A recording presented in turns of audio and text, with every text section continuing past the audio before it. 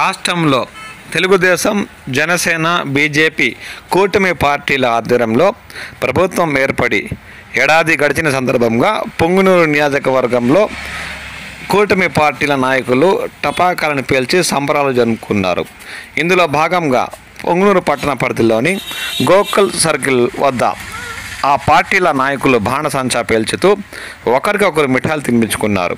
కూటమి పాలనలో ప్రజలకు సంక్షేమ పథకాలు అందుతున్నాయని ఈ సందర్భంగా వారు హర్షం వ్యక్తం చేశారు.